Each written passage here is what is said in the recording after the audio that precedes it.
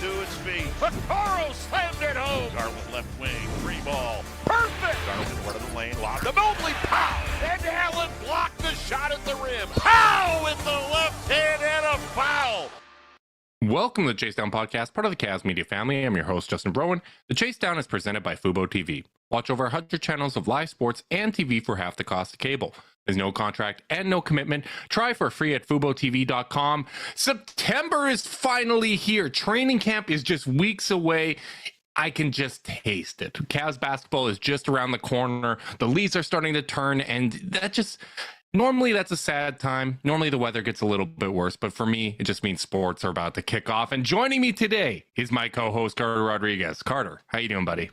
I'm doing okay. It was a challenging bedtime. Millie was both obstinate and had the giggles, which is a cute, challenging thing to cope with, because you don't want to suppress their internal joy. But you also have a lot to get done. So, it was also vaccine day for the little one. He got all his 6-month shots. So he was not in the best of mood either. So, we're surviving over here in the Rodriguez household. I almost missed taking us full because Kylie was texting me about how the baby now won't eat his bottle. So, things are going well. But this will be a welcome reprieve from the day-to-day, day-to-day things of parenthood. I was really expecting you to transition into, and I have to deal with that same situation with you when it comes to, buddy.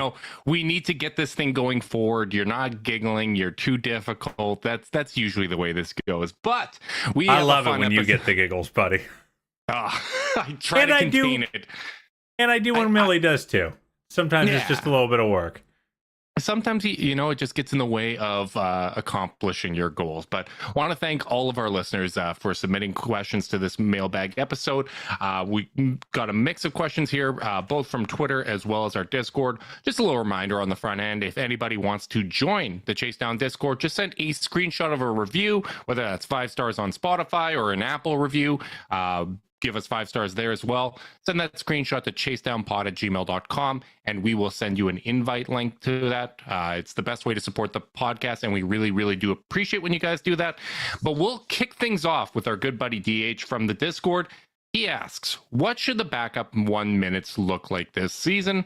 Who should inhabit that role, whether Ricky is back or not? Carter. So I think what DH is actually asking in a roundabout way is who's going to be the 9th man in the rotation. Because if you look at it, it's to me, the top 8 are pretty darn clear. It's going to be your core 4. It's going to be your Max Strus and Georges Niang. That gets you to 7. I think Okoro absolutely needs to be in the rotation. Every team has a wing stopper in their rotation. So now you're kind of looking at Ty Jerome or Dean Wade for those 9th man minutes, and it's kind of a matter of, do you want to play big, or do you want to have more playmaking on the floor? And I think there's there's cases for both. But the more I've been thinking about it, I think if you might just need to go case by case on a night-to-night basis, because in both of those guys' prospective spots in the rotation, there's guys ahead of them in the rotation that should be able to play those roles really well. Karis LeVert can play a mean backup 1. Donovan Mitchell can play a mean backup 1. Georges Niang is a 4. Evan Mobley is a 4. You can slide Okoro up there. Max Strus has been a helpful 4. So it's really, going to be, I think, slightly matchup dependent, slightly form dependent. So the real answer to me there is whoever's playing better, and that'll kind of drive who gets the backup 1 minutes. But for now, I can't help but lean towards Ty Jerome. Maybe it's just because he's a shiny new toy, and I'm still a little worried about Dean's shoulder. But I think if Ty's going to play, he's going to get those backup 1 minutes, and I just don't think there's more than 10 or so a game. But it's nice to have 10 reliable minutes in there. Yeah, it's really hard to kind of predict how many minutes per game certain guys are going to get and whatnot, because we don't know how this is going to look in camp. I'm going to say that whether Ricky is with the team or not, and again, we wish Ricky all the best, and we're hoping that we do get to see him in a Cavs uniform, but mental health definitely comes first. But whether he's back or not, I think I just want the guard rotation to be Garland and Mitchell, and I think I've come to the place, Carter, where I think I want Isaac Okoro to be the other guard. Sure. Even if he's playing with Karis LeVert, kind of functionally playing, at small forward and providing some alternate playmaking, I really think it's important to prioritize Okoro minutes, especially early in this season, because you're going to have a contract extension decision to make. Now, the Cavs could still sign him to an extension prior to the season this year. And if that's the case, you want to showcase him, right? You want it to be clear whether or not, or basically make it clear why you made that investment if you do choose to make that investment, or you might want more information to make that investment in the future, right? And maybe even find out if you need to make a decision at the All-Star break. And for me, getting Isaac Okoro minutes at the 2, you're assuming he's coming off the bench in these spots. And I think that's the best way to kind of get him going downhill, kind of use some of that screen setting with the guards that we saw later in the season. And frankly, stealing a page out of the Knicks playbook, because they did a lot of that kind of guard-to-guard screening in that series, and that was part of what jeopardized kind of the Cavs' rebounding position and made things a little bit complicated for them. And that's something that I think Isaac can do. So because you need to make a decision about Isaac Okoro, and because he's one of those guys where you're going to, he's one of the few routes to upside really on this roster outside of the core, I would prioritize him. And to me, that means not playing a traditional backup point guard, because there's only so many minutes to go around. And I'm pretty comfortable with Karis LeVert, Max Strus, George Niang kind of playing those forward minutes and having Isaac being there as a point of attack defender.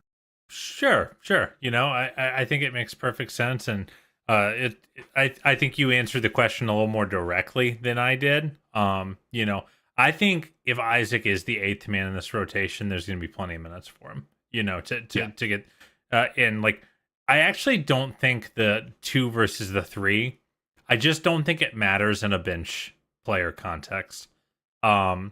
Because of the fact that I think so many more of his minutes will be on the floor with just one of Darius or Donovan.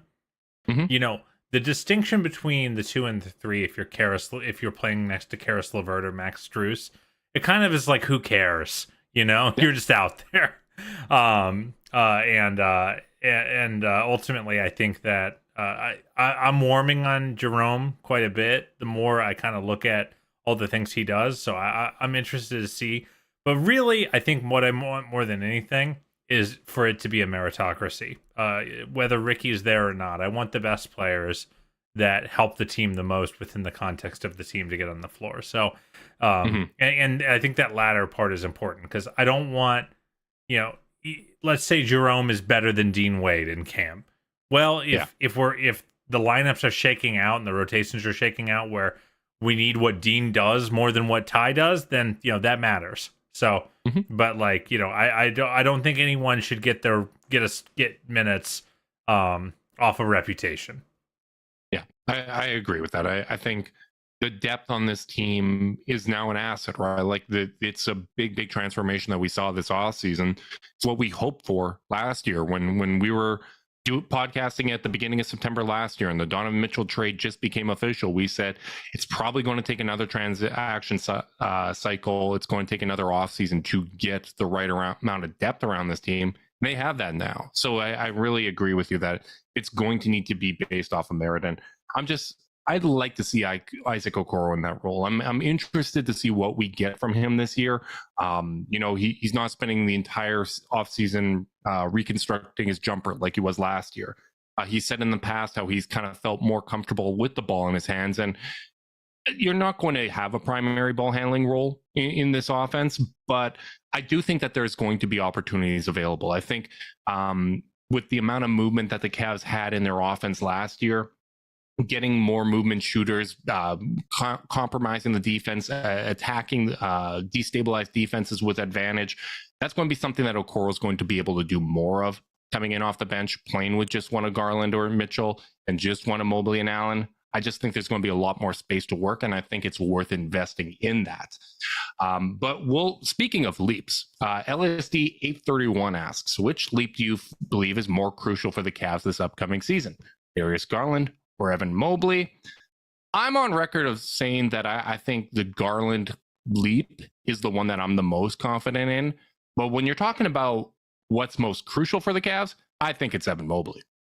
Yeah. I mean, from Jump Street, Evan has been when we drafted him, when we got to see his first stretch of games, I think everyone watched and immediately went like, oh, that's how they'll become a title contender. And like, that's still true today. So like, I think even on both in the long term, it's definitely Evan. I think even in the short term, it's Evan because of the fact that I think Darius didn't have a particularly good series against the Knicks, and he was still our best player against the Knicks. I think his floor is so high right now that even if the players around him are playing well, the Cavs are going to do well. And I think Evan's floor, at least on the offensive end, is still quite low. I mean, don't make me say 0.08 again. So I think if I say it one more time, that's going to be my blood alcohol level. So I think like Evans a leap for Evan on the offensive end. I don't see how a leap on the defensive end is possible. He's just so good already that I think that would be sacrilege to suggest he's got like another 30% to grow. Does he need to learn Kevon Looney's defensive instincts? Come on, Seth. I couldn't resist that one. I know. He won't listen. It's fine. Ultimately, I think the answer has to be Evan. Yeah, I think it does too. We said it all last year, right? Like he needs to be kind of that offensive hub, and that's something that I think when you look back even at last season, that was something that it seems like by the decisions JB Bickerstaff and the coaching staff made, that's something they recognize, right? Like you look at the progression throughout the year. His rookie season, he was averaging about 41 passes made a game. Pre-All-Star break last year is only 41.8. But then post-All-Star break, that jumped up to 46.9. As kind of context there, Garland led the team during that stretch at 49.5.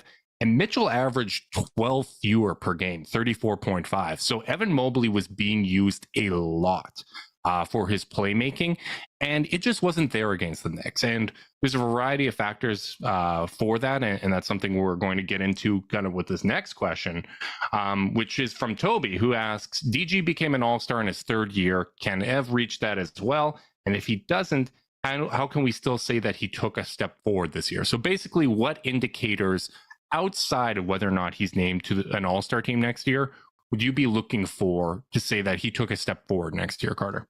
I thought this question was interesting because I'm mostly past all-star concerns. I'm just like not a big awards guy. I'm not a big all-star guy. But it was interesting to me that if he were to take a leap as an all-star, that would mean he is really taking a jump because a lot of things he does are not things that are rewarded in all-star game voting. He is a flashy player on the wrong side of the floor for that. So did you see that highlight video NBA tweeted out? And the entire video was his blocks, and the Cavs retained possession on every single one of those blocks. It was ridiculous. Yeah. So he is an amazing player. I think if he became an all-star, if he gets an all-star nod, especially with, it's not like Cavs buzz is super high after that Knicks series loss. I think it means he really did take a leap. So that was a fun little thing to even consider. If he doesn't make that if he's not named an all-star, or maybe like more aptly, we're not like pounding the table demanding he's an all-star, how will we know he took a leap? I think you look at a couple things. You look at assists per game. You look at jump shooting field goal percentage. I want to see how that jumper is progressing as he continues to refine his form. And, is he going to show that he's got more of a jumper than the numbers say he does. And then defensive rebound rate. Those are my three things that I am really looking forward to kind of tracking over the course of the year to see if there's a meaningful difference there. Because as we've noted, if this team's going to get better on the boards, it's going to have to come from in the house. And Mobley, I think, is the best candidate to be that, to grow in that capacity. Just, he's got room on the frame to get stronger. He's got an extra year of savvy. He's got some hard knocks lessons to learn from. So those are my three indicators. How about you, Justin? Yeah, I think the rebounding is a great thing to point out. I think it's worth noting that was a major area of growth for him. You look at kind of percentiles when it comes to defensive rebounding, and Jared Allen, it's been steady. Last year was his lowest, actually, with the 3 years with the Cavs, but he was at the 90th percentile last year. His first year with the Cavs, 91st. Second year, 93rd. So, if he's around that 93rd percentile, I'm pretty comfortable with it. Evan Mobley as a rookie was in the 78th percentile when it comes to defensive rebounding, and he was up to 88th last year. So that's a pretty kind of seismic jump up the standings. And if he can kind of get into that, low 90s range where Jared Allen's at, I think the tandem of them could make a really big difference. As a point of reference, Jaren Jackson Jr. is in the 75th percentile when it comes to defensive rebounding. And Tristan Thompson, in their first year going to the finals, was in the 79th. He jumped up in 2016, the year one they won, to the 89th percentile. So we've seen, how big of an impact he had and how you can kind of have that internal growth even, in your mid 20s and when you start to reach physical maturity. So that's something that I would expect to see from Evan Mobley. But I really like where I would like to see growth, and I don't think it necessarily needs to be captured in an all-star appearance. Like, one of the biggest barriers to Evan Mobley making an all-star team is his teammates, just how good they are, right? Like, Darius Garland and Donovan Mitchell are going to get a lot of attention. Donovan Mitchell was in the MVP voting, and rightfully so. I think Evan Mobley is probably their best chance on this roster of a player that can become an MVP. But when you look at offensive archetypes of where we'd like to see Mobley get to, like you said, it's roles that aren't normally rewarded in that way. Like even Bam Adebayo, yes, he's had some injury issues, but he's been in the league for 6 years and he has 2 All-Star appearances. And that's a hell of a player that's been a big part of finals runs for them and deep playoff runs for Miami. But I would like to see them take pages out of kind of that Bam playbook, because you look at the Cavs last year and the cut numbers that we talked about, where the Cavs were second most frequent in terms of plays that involved kind of a cut being like the final end of that play, and they were the most efficient team when it came to cuts. That was all kind of taken out of the Golden State and Miami Heat playbook, right? With those split cuts, using the big man in those spots. And what really kind of made it harder for those possessions to be effective in the playoffs was Mobley just wasn't as much of a viable threat when he's keeping the ball in those spots. He needs to be better both with that mid-range jumper, with the floater when he's driving the basket, and stronger when he takes it all the way to the rim. And I'm interested to see what the addition of Max Strus does for that, because something we haven't talked about on this podcast is Max Strus playing with Bam Adebayo and being someone that's involved in kind of those movement sets, those split cuts and those kind of actions. He knows what to do when you're primarily involved, because most of the times with the Cavs, it's Garland and Mitchell with either Mobley and Allen in those kind of actions, right? We don't have a lot of spacing around them, so we're going to generate spacing in creative ways with those 3 guys. Max Strus, whether he's playing off ball or if he's involved in those actions, has a lot of experience playing in those type of sets and can give guidance to Evan Mobley there. So he needs to improve his playmaking in those spots, and he needs to become more of a viable scoring threat in those situations. And I think elevating his offensive game in those ways is so much more important than whether or not he develops a reliable 3-point shot, because that's not a big part of Bam's game. But they're able to blend movement shooters and non-shooters and cutters because of how good he is as a hub. And that's where the Cavs need to get to, because you're probably going to have multiple non-shooters on the court, whether it's, Jared Allen and Evan Mobley, or mixing in Isaac Okoro or guys that want to slash. So Mobley being effective in these spots, I think, is the most important thing, whether or not it's rewarded with an all-star appearance. Absolutely, buddy. Let's keep it moving to let's see here. Let's go to Kyle. Can you go over your honest thoughts about the Darius Garland tier? Why does the NBA criminally underrate him compared to his counterparts, Justin? Now, I will say, I don't know if he's criminally underrated overall. I think, you can find spots where he hasn't got enough credit, but you listen to some podcasts, like people are enamored with Darius Garland, right? Listening to our boy Adam Spinella and Sam Vecini doing kind of their season preview. They were talking, Adam in particular was talking about just how good Darius Garland is as an on and off ball player, as a playmaker, just thinking he's one of the more underrated overall guards in the game. My honest thoughts on kind of the tier is the same thing I said to Seth, which is I just don't see enough that separates him from kind of like that Jalen Brunson, Trae Young type tier. I didn't completely agree with the assessment of who he is. I understand some of the hesitations and trepidation you have when playing with a smaller guard, but that didn't seem to hold back other players on the list. And I didn't see enough to put him in the role player tier rather than kind of that third tier with those other point guards.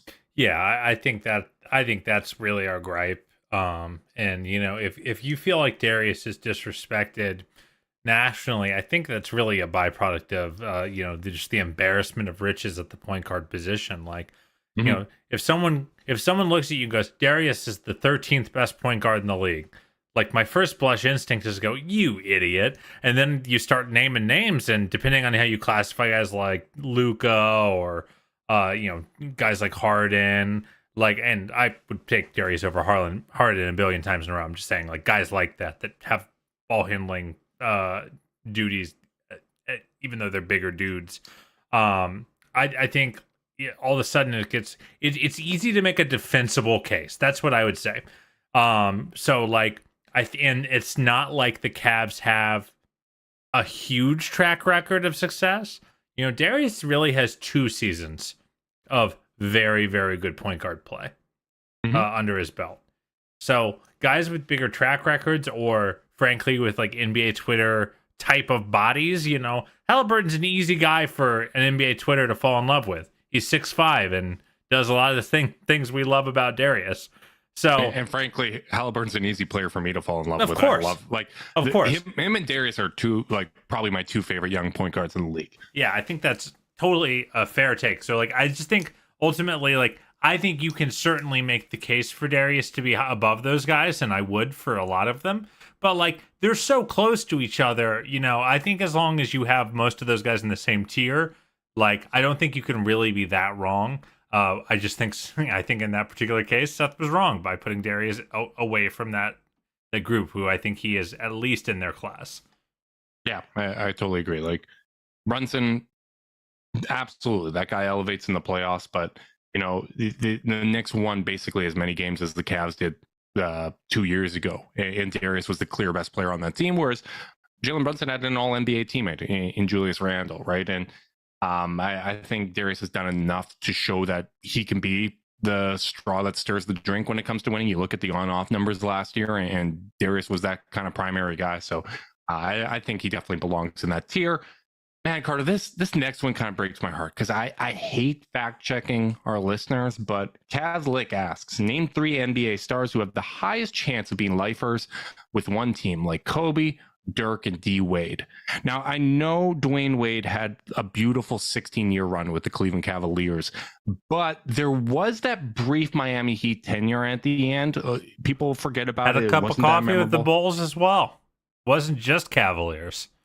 You're right. There was that. Yeah, I just always associate him with the Cleveland Cavaliers, which, again, congratulations to another former Cavalier of making the Hall of Fame.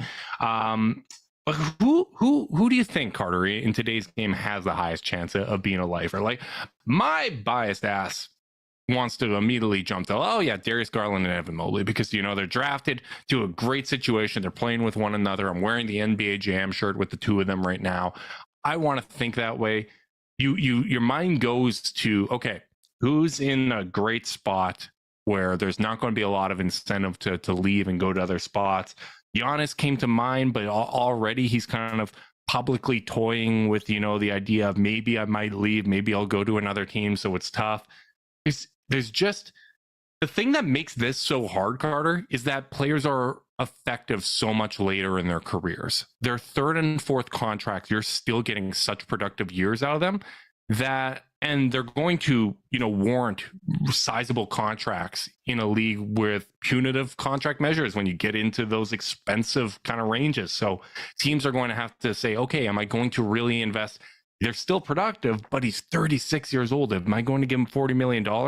I think players being so productive so late into their careers makes this a whole lot harder to accomplish. It does. So, I think ultimately you're going to have to find, I think the reality is that just means only a certain class of player is really a candidate for this, because if you're not at least a star level player, you're just going to move because you're eventually going to be, flotsam that gets tossed into a deal. So I have two candidates. Candidate one, I'm interested. Candidate one is a very obvious one. It's Jokic. Talk about a guy who that's a great one. Talk about a guy who does not care about glamour markets, cares about winning, but isn't like so obsessed with it. He doesn't like follow like, this Kobe blueprint where it's like basketball is the only thing he cares about, and if it's not going perfectly, then he's miserable. Like, it just doesn't seem like he's that kind of guy. It seems like it's a job that he likes, that he works hard at, and he's very, very good at, but like, it's not the only thing that brings him peace in life. So like, I feel like people who are naturally kind of content like that, which he seems to be, I think it makes a lot of sense. And then the next one is a step below that, Bam Adebayo. Doesn't that just feel like a guy Riley just adores and Spo adores, and they'll just never ever let him go? If he's not available when Kevin Durant pops up, when Dame Lillard pops up, like star names that have, like, at no point has Bam ever been discussed as a trade guy. And couldn't he kind of age into an Alonzo Mourning type of role for him down? Like, you can kind of picture 36-year-old Bam of the organization. Yeah, you can imagine 36-year-old Bam mentoring the next Heat center of the future. So I think those are my two picks. Those are great picks, and those are two guys that I can't imagine putting on any other jersey, just like I can't imagine using any other conference software other than Zoom. God, that was a good idea, and I just botched the whole thing. Well, real quick, the obvious answer is right there. It's Steph Curry. He's never leaving Golden State. He might. I won't rule it out. He won't. He probably won't. Hit us with the ad read, Justin. Thank God Zoom captured me flubbing that transition, just like they capture everything on this podcast. Support for this podcast and the following message comes from Zoom. 500,000 businesses connect using Zoom, a single platform for phone, chat, workspaces, events, apps, and video. Zoom enables real-time collaboration for teams around the globe. Zoom, how the world connects. That was a tough one, Carter. I don't feel good about it. I'll let you answer the next question first, just so that I get a little bit of time to recover. David asks, with the Cavs' deeper lineup, what does this season hold for Isaac Okoro? We got a little bit of an Okoro section here, Carter. Yeah, no kidding. I think that Isaac, what the season holds for Isaac is an initially small role with a higher upside for any role player for high minutes. Of the 7, 8, 9 guys in the rotation, I would put Isaac as the most likely player to all of a sudden be playing 30 on any given night. Because you look up and down the roster, he's the only stopper on the perimeter. So unless you want Evan Mobley to be your primary shutdown guy, you're gonna need to throw Isaac out there to help shut guys' water off every now and again. So I just feel like that is kind of the road for him to getting a lot of minutes. And then when he's out there, it's going to be a matter of, can he earn more? Because even if, a guy like, let's say Karis LeVert is waiting in the wings of the rotation on any given night, if Isaac goes out and hits two of his first 3 corner threes, then JB's going to be a lot more incentivized to keep him out there because of all the other things he brings. So I think his role doesn't have to be that different. I think it's really a matter of he just has a little more. He's less vital on a night-to-night basis on the nights where he doesn't have it. And then similarly, he also can be the 4th or 5th best spacer on the floor at all times, which is not something you could say for a lot of the season last year. So I really think that is he should have a little bit more room to operate. We've seen that he's a pretty capable cutter, even with some congested lineups. So I think that's the other spot for his role where he can like find a niche, just being an athlete attacking the rim. Because the only other player on that can really check that box for the Cavs is Donovan Mitchell. Like they don't have a lot of like perimeter, like vertical attackers that are upper percentile athletes. Like that's not really Karas's game, though. I mean, he's dunked a few of them, but like I think that is another spot that Isaac could fill. I don't think he's going to get a lot more on ball reps. I don't think we're going to see like DHOs with him and stuff like that. I think there's just too many better options to take those reps right now. Yeah, he might not get as many on-ball reps, but I would like to see him, because most of the Cavs actions are kind of 3-man actions. Like I'd like to see him more involved in those, because honestly, like a lot of times when he gets stuck in the corner, he doesn't, and this was an issue both with Okoro, Jetty, and even Karis LeVert to some extent. Like LeVert improved as a spot-up shooter, but that's not ever really been a major part of his game, right? So like his relocation and finding those passing lanes, all 3 of them really, wasn't a real kind of strong suit. And that's something that I expect both George Niang and Max Strus to bring.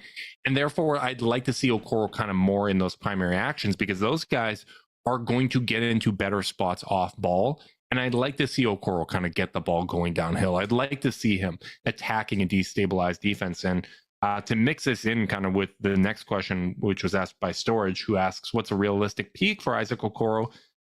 It's tough to say, but like I look at him, and you look at Josh Hart, who's smaller than Isaac Okoro and isn't as good of a shooter, I think, even as Okoro. And if Okoro can go from like 2.5 threes to 5 a game at the percentages, we're going to actually get a better idea of whether or not what I just said about him being a better shooter is true or not, because Josh Hart has shown, okay, I can scale up my shooting at least to that level, and whether or not the percentages hold true.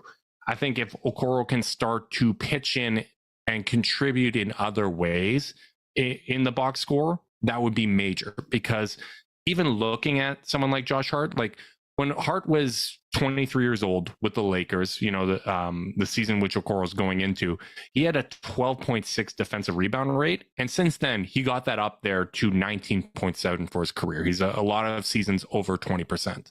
If Okoro can make even like half as big of a jump as that, and get from like kind of that 10% to 16, 17, that's going to help out the Cavs a whole lot when it comes to some of their defensive rebounding concerns. That's going to give him a secondary skill set that makes it easier for him to be on the court.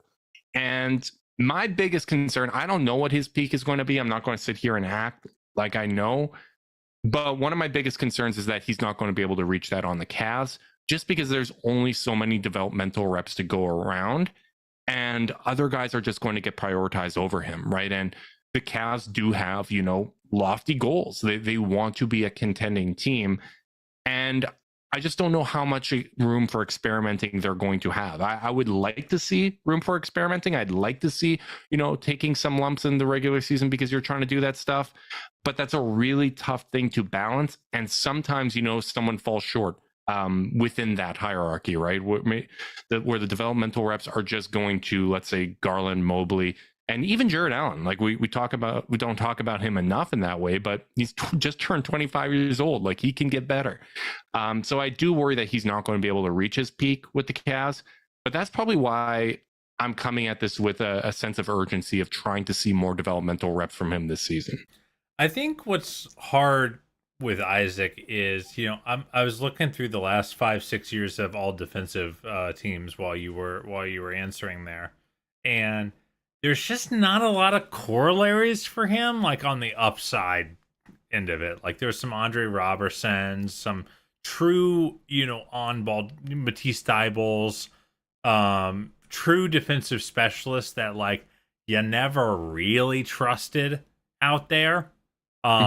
There's not a lot of these guys in the history, looking through the league that are like, hey, they never got guarded that closely, and they were one of the top guys in the league, or top role guys in the league, like that. Yeah.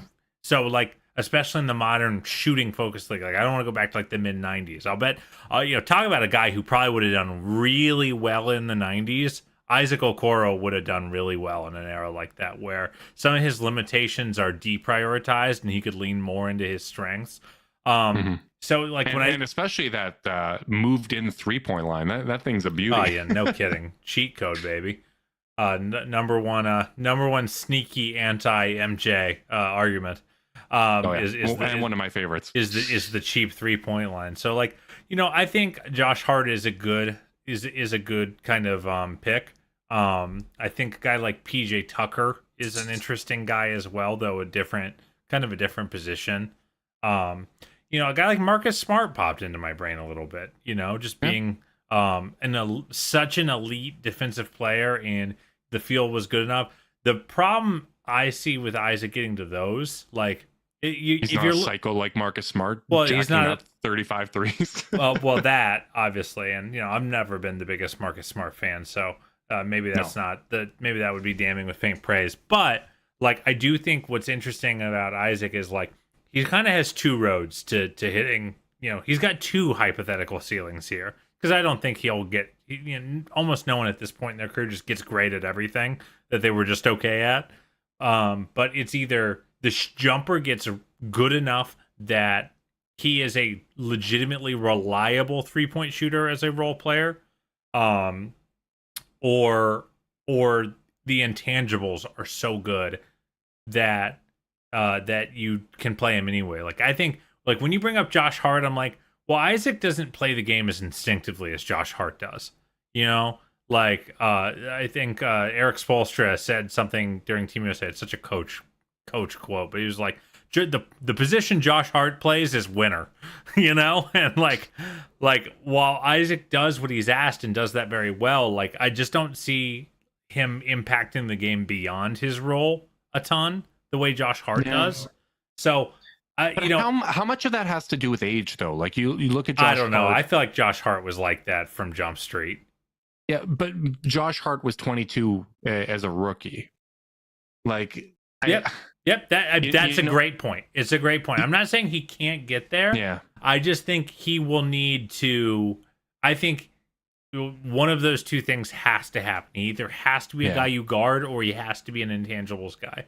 Because, like, as much as, like, our boy DH in the chat can say they need to run DHOs for him, like, I just don't think there's a lot of teams that are good that are trying to do that for guys like this, that have shown what he has shown.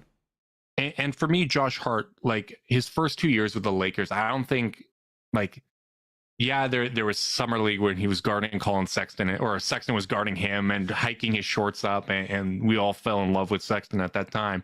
But like, those 2 years with the Lakers, I don't feel like his impact really came through. I feel like it was really when he first went to the Pelicans and then, Portland and the Knicks that he developed that reputation. And I do think learning to contribute in other ways and being someone that gets rebounds and continues to become more of an event defender, I think finding more ways to justify being on the court beyond what he already does really well when it comes to on-ball defense, I think that gives you more leeway to experiment a bit. And I think, the Cavs are probably going to blow a lot of teams out this year, and I don't want them to waste those opportunities, right? Like, you need to have a mindset of, okay, we're up 20 here. Let's start working on some stuff. Let's, not just stick with what we already do well, because what the Cavs do well and what they did well last year, like the way that they had a better regular season offense than the Warriors last year, like, that's going to be a lot easier to do next year with the additional spacing, and they can't fall into the trap of, okay, this stuff's coming easy to us, so let's just stick with our fastball. Let's just stick with what we do well. They need to take advantage of that opportunity and round out their game so they're better prepared for the playoffs. Absolutely, buddy. Next question comes from our favorite Cavs pessimist and Discord user and big Grateful Dead fan, Great, which we just call him by his username. He says, and you'll probably get an idea why he's a pessimist with the framing of this question. How do you think the Cavs get rebounds? Allen is okay at it against guys his size or smaller. Mobley, it's one of his weaknesses. Then replacing Kev with Niang, who can't rebound at all. What are the Cavs going to do to ensure we don't get murdered on the glass? I think I've said this. Actually, I'm going to let you answer first. You have some great stats that I'd like you to run through, and then I will yes hand them, because they were all the things I wanted to say, but not data backed. Yeah, okay, so as you guys probably know, I went back and I rewatched the Knicks series recently. It has not been fun, but I definitely feel like I've learned a lot from going back at it. You look at the Knicks and what they did against the Cavs. In the half court, they had a 41.5 offensive rebound rate, which is just ridiculous. The defensive rating off of those misses, the Cavs did a pretty good job defending those second chance opportunities. And the Knicks averaged 11 second chance points per game. But, given how it felt, that feels low. And you look at that as well with transition opportunities. The Knicks averaged 11 points per game in transition. And some offensive rebound opportunities were created there. Going back and looking at the film, there were multiple times where, RJ Barrett goes, he misses the layup, and Josh Hart is there to finish it. Right. So those are opportunities I don't really worry about as much. And one of the big things that jumped out to me, Carter, was the Cavs or the Knicks averaged 22.2 points per game off of turnovers. And obviously, some of that's going to lead to those 11 transition points per game. But that was a major, major part of where the Cavs went wrong in this series. And you look at how the series progressed. The first two, looking at the Allen Robinson matchup specifically, there was a lot of times where Allen got out-muscled in those one-on-one battles in the first 2-3 games of that series. And then as the series progressed, and really as a counter to what the Cavs were doing, blitzing Brunson, the Knicks stopped using Mitchell Robinson to screen for Jalen Brunson. They were using Josh Hart and they were using RJ Barrett. And what that allowed them to do was have Mitchell Robinson play at the baseline, and they knew whether it was Jared Allen, Evan Mobley, whoever the strong side big was, that guy's going to come up and provide the help defense. They need to defend the point of attack. Otherwise, they're giving up open layups. And things broke down schematically from there. So when you look at that series, obviously, guys need to be better individually. We've talked about Mobley and Allen needing to be better.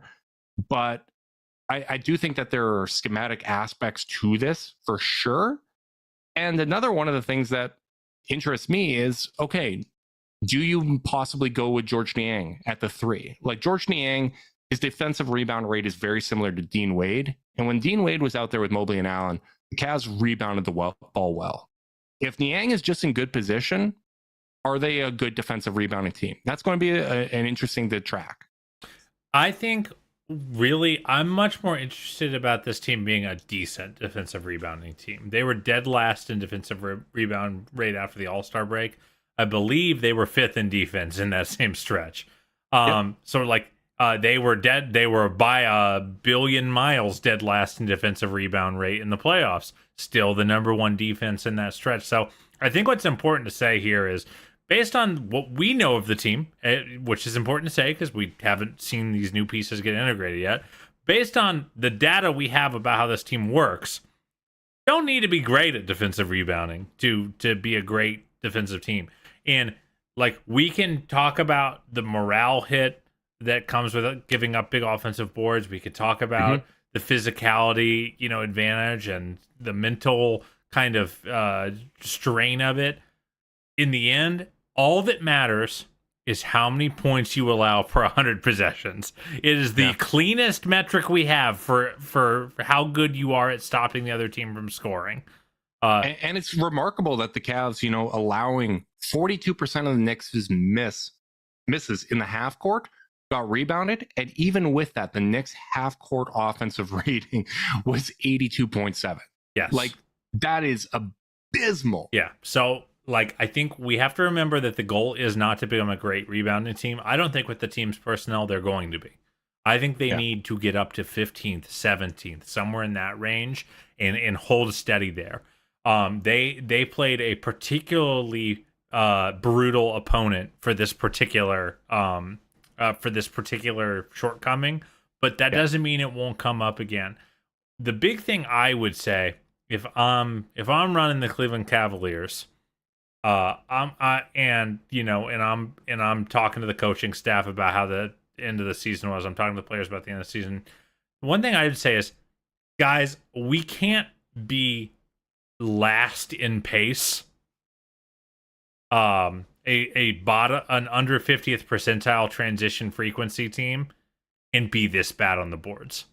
Mm-hmm. If you are giving up boards because it is an organizational philosophy that we're sending 3 guys in transition every play and we're flying down the court, we're hitting pull-up threes, we're finding guys sprinting to the corner for open threes. If that's what your belief system is, you know what? I'll accept a bottom 10 defensive rebound rate, especially with your personnel.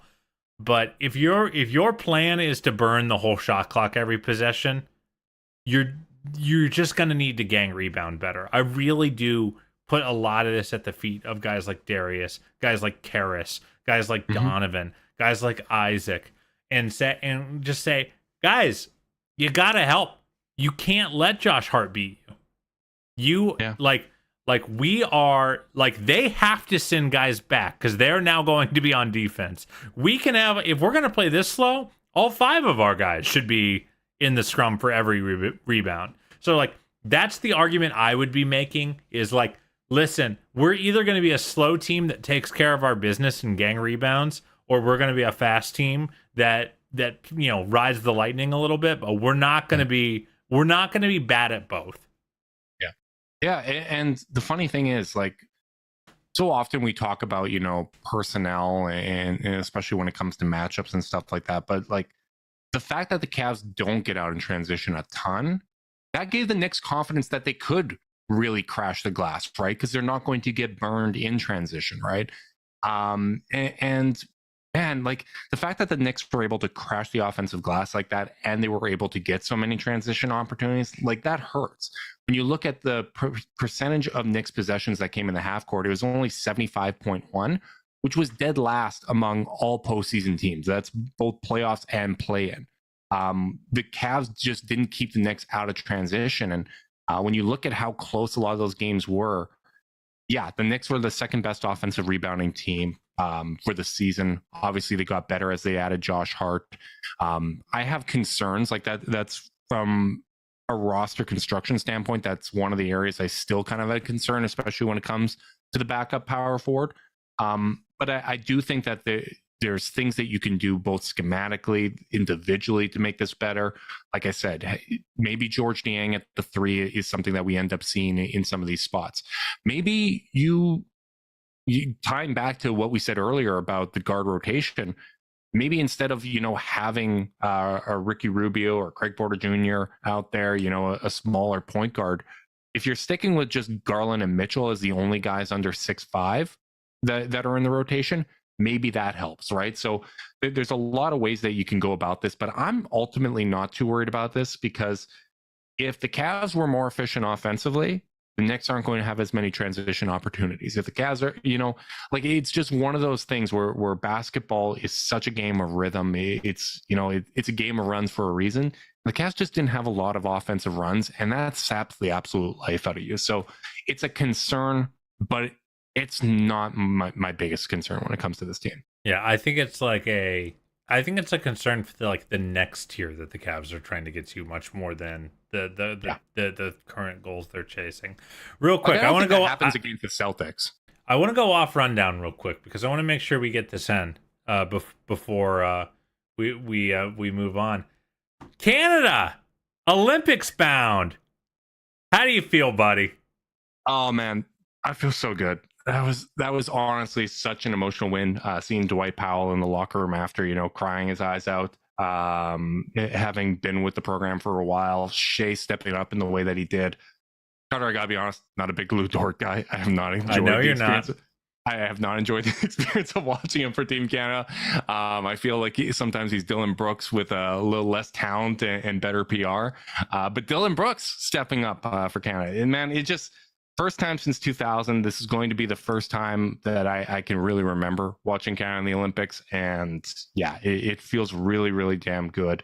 It feels good to be able to get there with some important pieces still missing that are likely going to play for them in the Olympics next year in Paris. So I'm excited, man. We might have just an all-time great sports weekend here, Carter, because if Canada and the US end up in that gold medal game on Sunday morning, before we kick off the first NFL Sunday of the year, we got Banjo Bowl on Saturday as well. So I'm going to be hungover and just laying there watching sports all Sunday. It's going to be a great, great weekend. So I got my fingers crossed. Still a little bit concerned playing Luka tomorrow, but we'll see how that goes. Yeah, got to shout out Mateus Costa, a Brazilian Cavs fan who wanted a Team Brazil shout out on the pod. Dude, so many Brazilian Cavs fans. I think we can thank Anderson Varejao for that. But while you were being tortured in that Brazil-Canada game, my timeline was just full of gleeful Cavs Brazilians. So we had to shout that out. But I'm so glad I'm so glad I could make that shout out without really bumming you out, because you made it. You made it, baby. You made it. I am too, and I was hopeful. I wasn't too bitter when Canada lost to Brazil. We had some Brazilian Cavs fans in our game threads in the Discord as well. That were celebrating. Santos. I was really happy with them. Yeah, so it's we look at the downloads on this podcast, and it always blows my mind how many international fans there are. So definitely big shout out to them as well. World Bow Free asks, do you think the Cavs offensive system takes advantage of their talent on their roster, specificically Garland? They are always near dead last in pace and 3-point shots attempted. Do you think that changes this year? Dude, Carter, where are you at on this? I think I don't know, man, because part of this is I do know JB likes playing a defense first style. He is not shedding tears over the pace. I don't think. I think he likes that the Cavs play slow. I think he likes that their defense gets set. I think you can tell when they start playing too fast and getting a little out of control. It very much exasperates him. However, I'm putting this one at old Darius and Donnie's feet. If these guys wanted to play fast, they would play fast.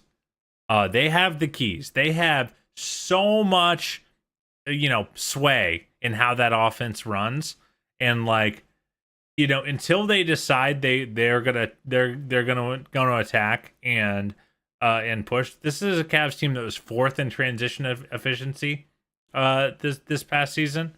Now that's because they only took easy transition opportunities, but they have a team that should be capable of running. So I think. And then, so you look at pace, and then you look at his other complaint, 3-point shots. I mean, how many times have we said, Darius, you got to shoot more? Darius, you got to shoot more. You can't shoot 6 3-pointers per 36. You can't have Jetty Osmond shoot more 3-pointers per 36 than you. So, to me, the 3-point volume is a personal problem. And in years past, a personnel problem. So, the Darius doesn't shoot enough, and the Cavs didn't have any players that you wanted shooting. I remember just talking to my brother about this, about how, okay, if Darius takes 6 in a game and Donovan takes 8, where are you finding the other, 20? If you want to get up, to get up to a reasonable, 34 3-point attempts, that's maybe league average, maybe slightly below league average in this modern league. And the road to that was really hard to get to for the Cavs. Now to speak to Bo's question, I think we'll learn a lot about whether I'm right or not this year. Because if the Cavs are still, not, I think with the roster they have, they should be a probably top 10 in 3-point attempts at minimum. Yep. So if they're still not, if they're still, hovering around 20th or lower, then I think it's probably time to start suggesting that it is a coaching and a philosophical choice. What do you think? Yeah, I think you covered a lot of those bases well. I think, did the Cavs offensive system last year take advantage of the talent on the roster? I would argue yes. When you look at half-court stats specifically, so taking out all those easy transition opportunities, they were 7th in half-court offensive efficiency, and they were doing that without a lot of spacing on the floor, right? A lot of the metrics had them as, among the worst spacing. And a lot of it was, that those split cuts, those 3-man actions that they run with the 2 guards and the bigs. Number 1 in efficiency off of cuts as well. Number 2 in frequency of those.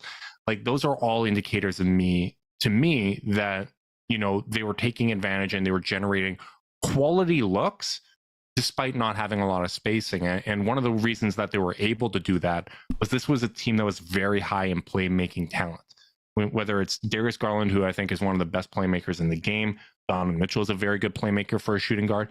Karis LeVert doesn't get enough credit, but he's a very talented playmaker in the pick and roll, and I'm excited to see. I think it's going to be a good year for him running pick and roll. Really excited to see what he does with more spacing, and I love that every Evan Mobley workout video seems to have Karis LeVert in it. Those two seem to be working out again a whole lot, so I'm excited about that. So I do think, yes, they did a good job maximizing the talent on there.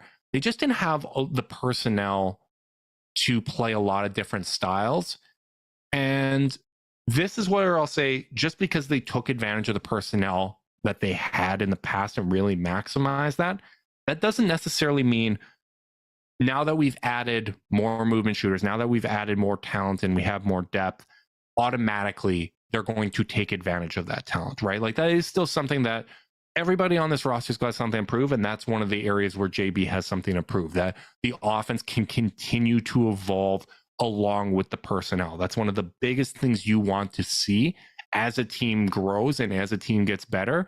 So that's an unknown.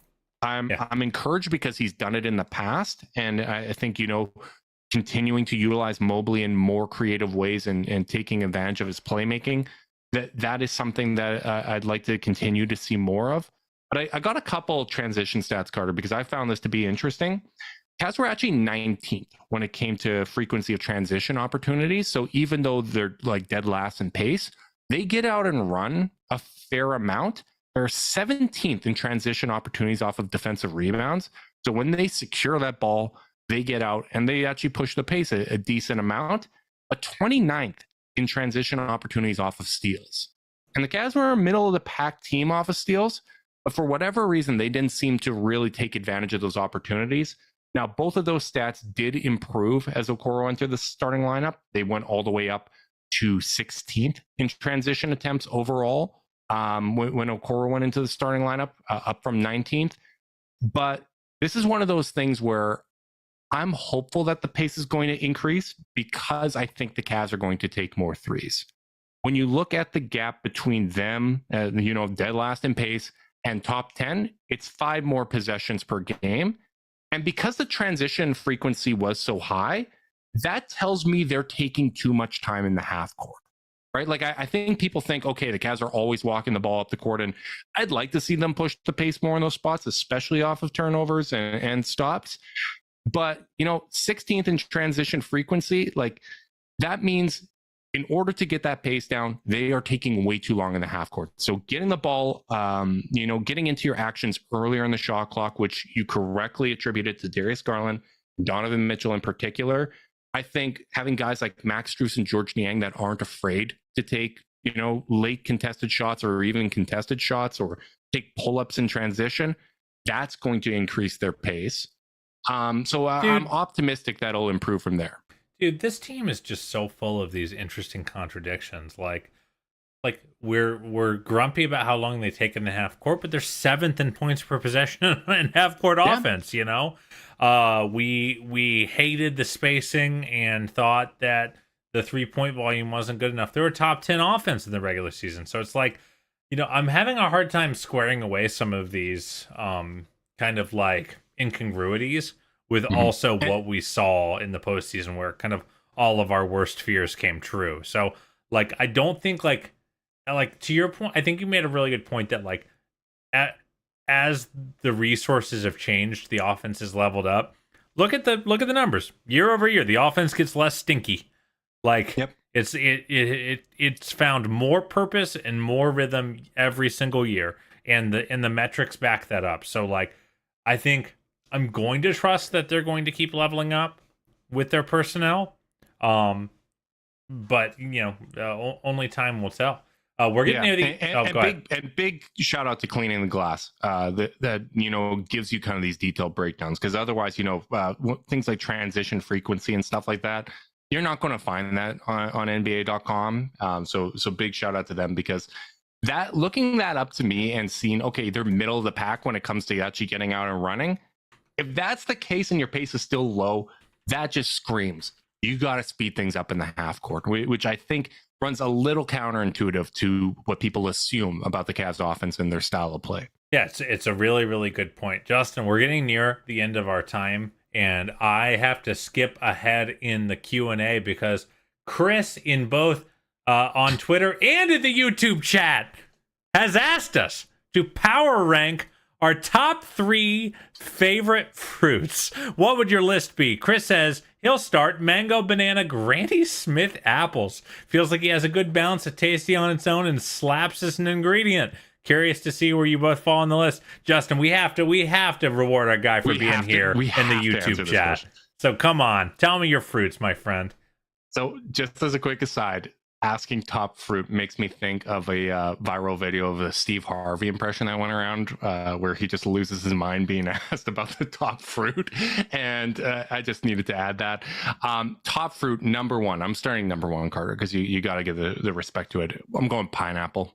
I think Pineapple's too sweet. It sets the hair on the back of my neck up. No. Get some tahini on there, Carter. Like you could cook the pineapple. You can eat it as is. I think when it comes to reliability, pineapple's about as good as it is, man. Okay. Wait, what's your number 1? Let's do a countdown. Oh, that way. It's mango. Starting top down. Mango is the highest ceiling, highest floor fruit. It is so tasty. It's a treat. You're not just gonna have it every day. It's so inconsistent. Don't give me this. It gets stringy sometimes. You get the huge pits. Sometimes don't worry about that. And from a ceiling perspective, I mean, talk about nectar of the gods. Mango is my number 1. I agree with him. Bananas have to be in your top 3. I think bananas are just about as good as they come. Blueberries I struggle with, man, because blueberries are wildly inconsistent. I think when you talk about ceiling, I love a blueberry, but man, you get a handful, you got at least 3 grenades in there. A blueberry has never made my day better. Oh man, it's just sustenance. Dude, I mix some blueberries in my smoothies in the morning. It's great.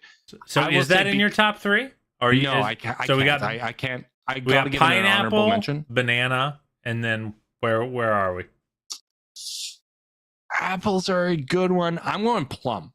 Because a plum is going to give me the high end upside of blueberries with a little more consistency. I like kind of the sour crunchiness with it, man. Like I'm going plum. Okay, I like it. I will join you in Banana Town. Banana, talk about a high floor fruit. I mean, win is a bit like you have to it's your fault if you let a banana not be good. You either ate it when it was bright green or dark brown. Yeah. But the window for a good banana, it is enormous. And also it is hand held, baby. You don't got to rinse a banana. Yeah. You can take it on the go. You can eat it anywhere.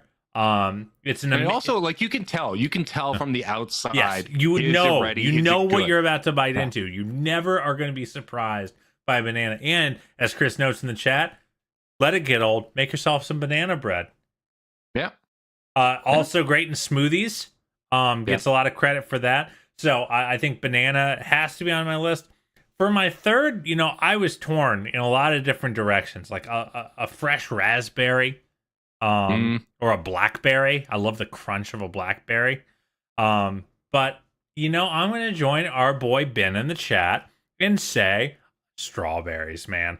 Oh, I was going to guess you went strawberries. pear. I was going to guess pear. I just love a great, like, I think strawberries are such a bummer when they're not great, but when they're great, they're so good, man. They're so good. They're so good. They're so, and I don't know about you, I like them on the earlier side of the ripe cycle. I like crunch and less sweet. Like sometimes they get so, like once they're like bright red, they don't want them to get too soggy. They get soggy and they get very sweet, and they just kind of set my teeth a little bit with the amount of sugar I'm taking in. So yeah, give me the crunch, give me the strawberries. So final answer: mango, banana, strawberry. King Cleve 99 just jumped in the chat and said, "What did I just turn on?" And the answer is the end of a podcast. Fruit talk, baby. do you want to answer one more? Let's end on a Cavs note. Chris, thanks for sending the question. Thanks for listening. Yeah, let's end on a Cavs note for anyone that just tuned in now. Jesse asks, what early memory of watching the Cavs turned you into a diehard fan, or was it just little bits over time? Carter, you go first. To me, it was LeBron's 29 out of 30 against the Pistons. That was like, I just remember, like, I only kind of was watching, like, I was watching basketball like a kid watches basketball. Up to that point, I turn it on. I wasn't really thinking about the game. I just like enjoyed it, like at a distance. That game was when I like became a true diehard fan and really started trying to, like, understand what I was watching, contextualize what I was watching, because it was such a special moment. And then the Boobie Gibson game happens right after, and those two games were like I mean, talk about something that'll radicalize you as a fan. So those were my moments. Yeah, it's boring. It's the same one for me. I remember betting with my buddy Joey that lived just down the street. He was a big Pistons fan. I like the Pistons too, but I was like, you know what?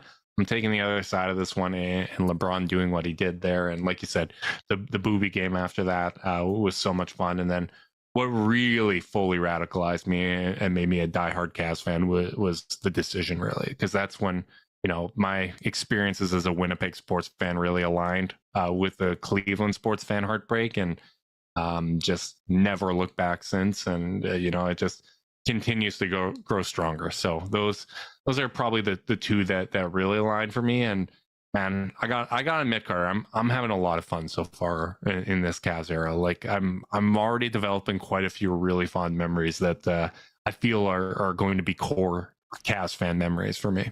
Absolutely, buddy. It's a fun team to root for sure. Even when they're messy. It's been a weirdly normal couple years. Yeah.